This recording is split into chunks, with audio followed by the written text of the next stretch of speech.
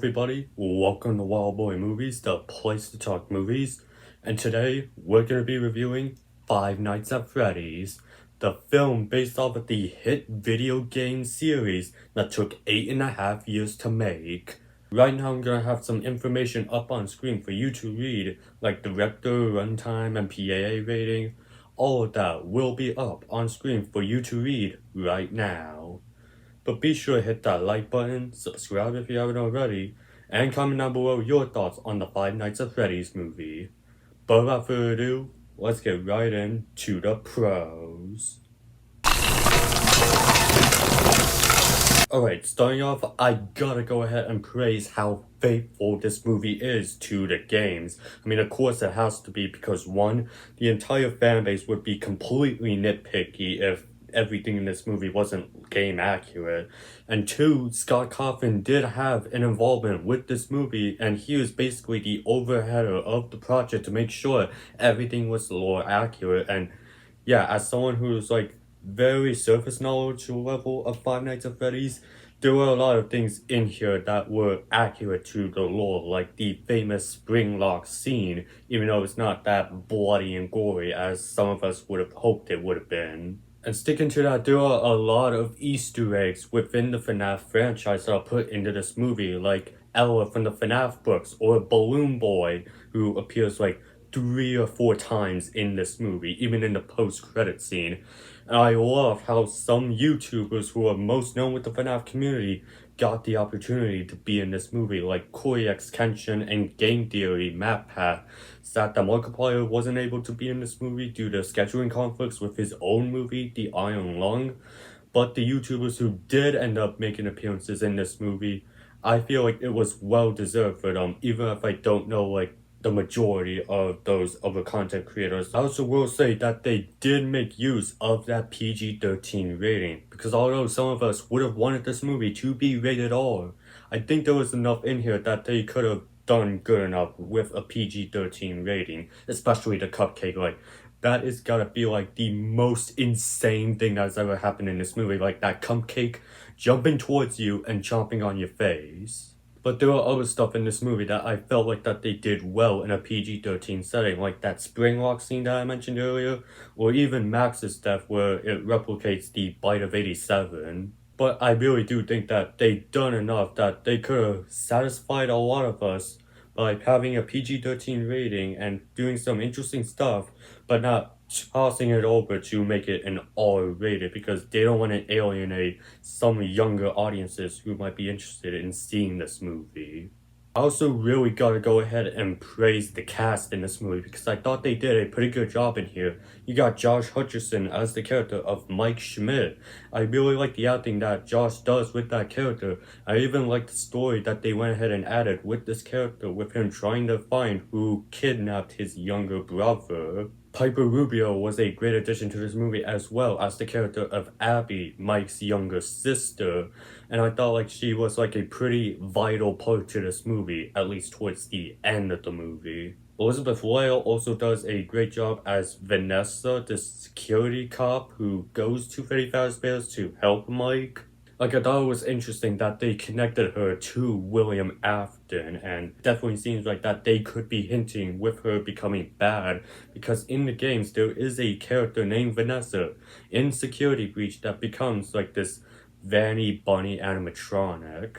But I'm not fully sure if Blumhouse is even gonna go there with that storyline.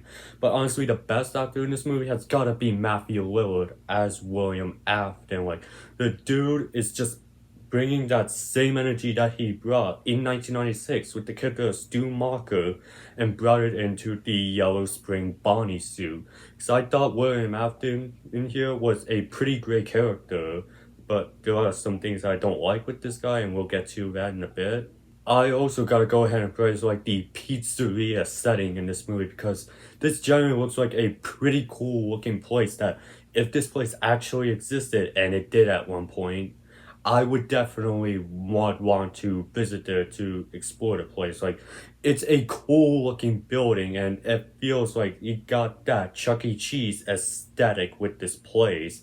Like the guys who built the entire pizzeria set have to get like major credits to that because I really like the look of the pizzeria, not just the actual place where you see guests, but also like the back areas for employees also looked pretty good. And it's only made better when I see like some YouTube videos of like Daco visiting the FNAF set and exploring the set. Like it just looks like a very cool place that I don't know what they're gonna be doing with the second movie in terms of the pizzeria, whether they go back to the one we saw in the first movie or going to a whole different location. But if they could bring back the people who made those sets for the second movie, I think that would be a major W for that second movie. But the biggest pro that I can give this FNAF movie is the character of Doug. Like, we need to see the character of Doug again.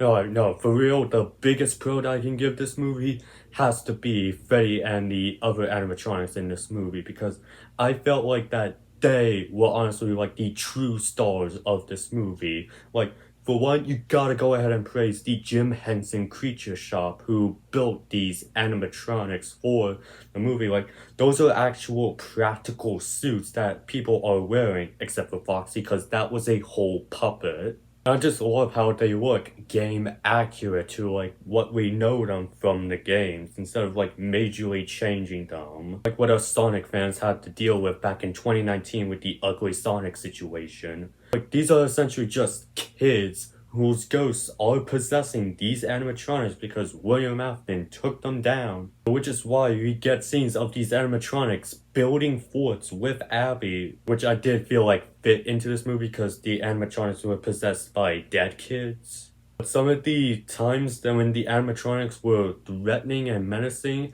I thought were pretty good. Like, I know we were all lied to because the people behind this movie were saying that Bonnie was the most savage animatronic, when in reality, it was that cupcake that ate a man's face. While they were completely as scary I was hoping they would be, I felt like that they did enough because these are like the ghosts of the children that William Afton take down and possessing those animatronics. So I'm not too bothered by that, but yeah, the animatronics in here were like the best part of this movie, both with the behind the scenes practical effects and how they're portrayed in the movie.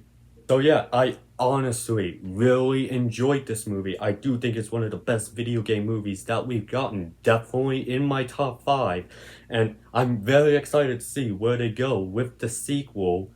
But as much as I enjoyed this movie, I completely understand why some people don't like this movie. So let's get right into the cons. Starting off, this movie is basically dependent on if you're a fan of the FNAF games, because if you don't really know that much of the lore involving Five Nights at Freddy's, you may come out very confused and disliking the movie. And me, as someone who has been a fan of Five Nights at Freddy's since around 2017, I understood some of the references and meanings behind some of these FNAF things that they brought up in this movie. But in reality, it's just made for the fans instead of made for newcomers to the franchise. Like, that really alienated a lot of viewers of the movie. I'm also gonna go ahead and say that this movie doesn't have enough horror elements in here. Like, I know we got some of that towards like the end of the movie or even when the animatronics are attacking the break-in people. But other than that, there really were not that much horror things in this movie and really felt more like a thriller rather than a horror movie, which is something that Blumhouse is promising to fix with the second movie coming out next year, and I really hope that they improve on that. But like the biggest con I'd give this movie has to go to Matthew Lillard. Now, nothing against the guy's acting, like I said, he's the best cast member out of this entire movie.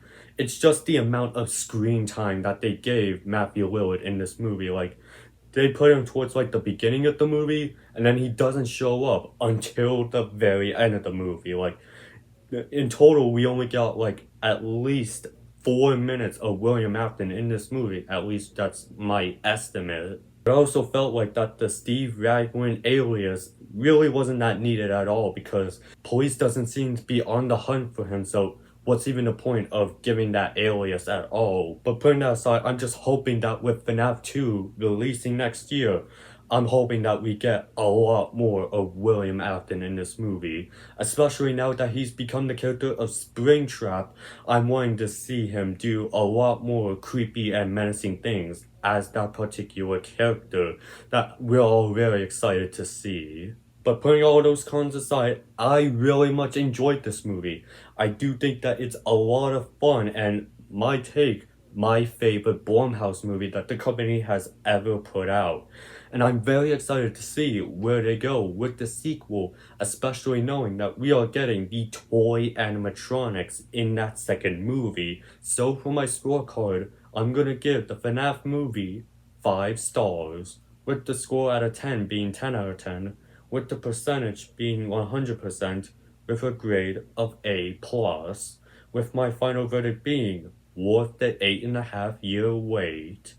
But that was my thoughts on the Five Nights at Freddy's movie. I want to hear from you guys. What are your guys' thoughts on this film?